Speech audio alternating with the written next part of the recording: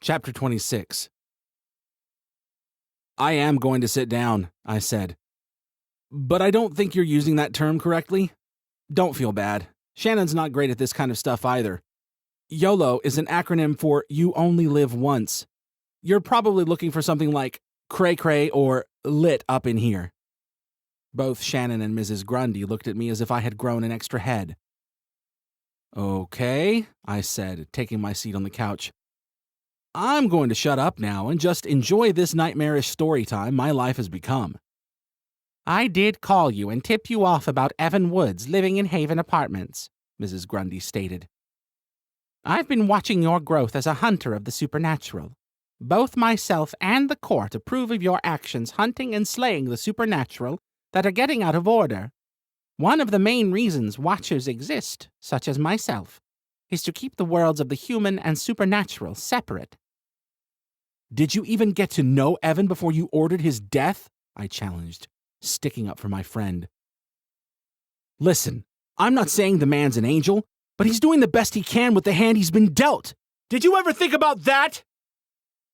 I didn't mean to raise my voice at the old woman, but the last part came off as a shout. Warden growled at me, lifting the top of his lips to show off an impressive arsenal of sharp-pointed teeth. He's still a friend. Mrs. Grundy reached down to stroke the back of the dog's ears. He's a loyal friend. Our world is in short supply of those these days. Warden settled down, placing his head between his paws, although he never took his eyes off me. I am woman enough to admit I was wrong about Evan, Mrs. Grundy answered. However, he was only part of the reason it was important for Shannon to come to Haven. The other part was for you two to meet. In the history of our order, hunters never hunt alone. So there are other people out there doing what I do? Shannon asked incredulously. I mean, other people staking vampires and chopping off heads? Far too few, I'm afraid, Mrs. Grundy admitted. Most hunters don't make it past their first hunt, much less years into the profession. I could feel a migraine coming on. Hunters, the court, hellhounds. It was all enough to make me want to go back to my gallon of ice cream and chocolate icing. Listen, I'd love to be part of this court you have going on and own a hellhound and all of this, but I'm just picking up the pieces of a life that's been shattered, I told both women. So just unsubscribe me from all of this, okay? I need some time to think about it all and... What about Mr. Bloodstone, at least? Shannon asked. What about all that talk that I wasn't alone anymore?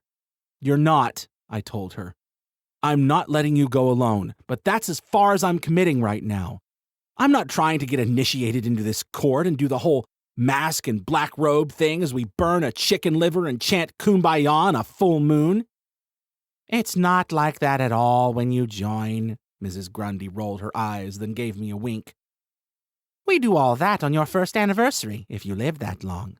See that right there, I said, shaking my head. That's the kind of crazy I'm talking about. Yeah, today was fun, and we made some great money, but if you were to decide to join as hunters, the court has deep pockets, Mrs. Grundy waggled her brow. You'd lack for nothing when it came to housing, food, or other. Go on, I encouraged, perking up at the promise of a bank account that wasn't overdrawn on a monthly basis.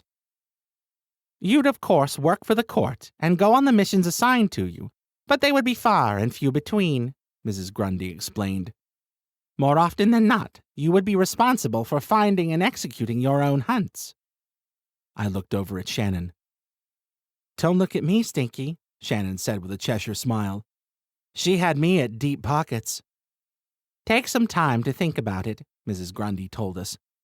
However, if you lack for anything when it comes to the hunt you're about to take on, you have only to ask. We've had our eye on Winston Bloodstone and V-Model Management for a while now. We wouldn't be disappointed if he were to accidentally get his head chopped off or burned to ash.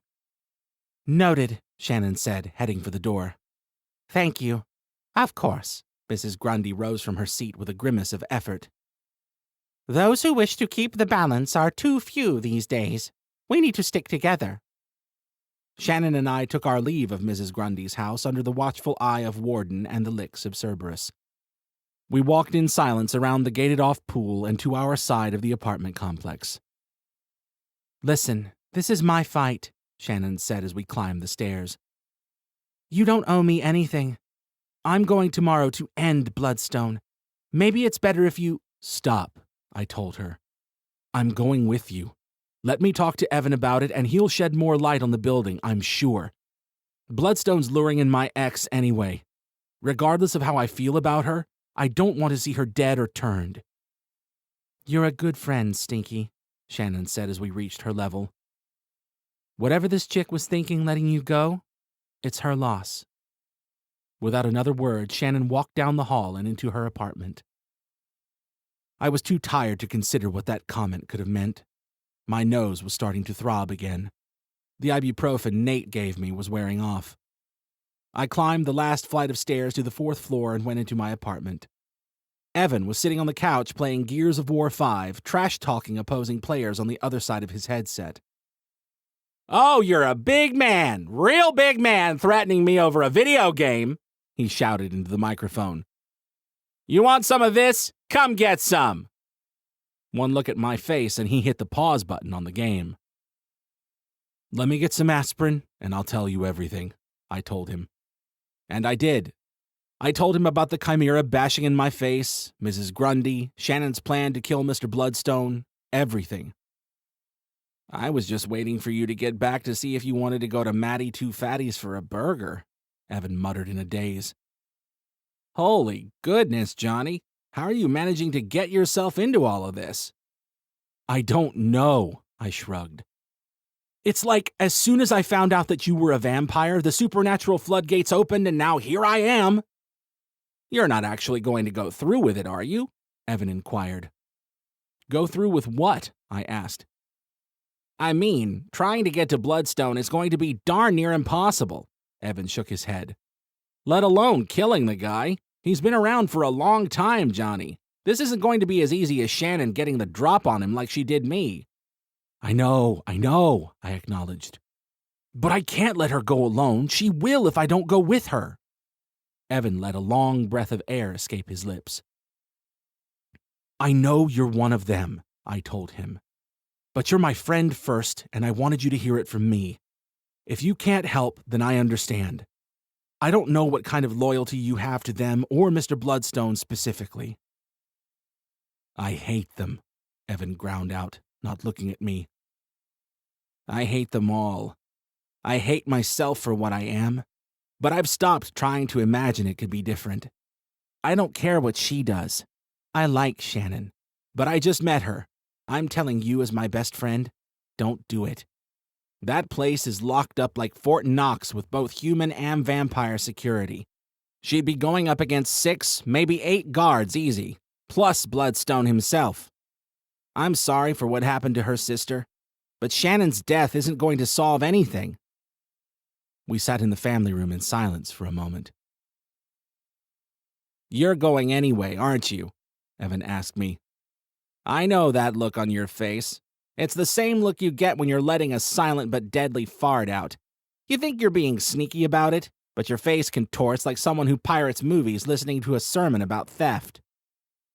"She's all alone, Evan," I told him. "I'm all she's got." "I was afraid you'd say that," Evan sighed. "Come on, get me a piece of paper and a pencil. I'll show you the layout of the building."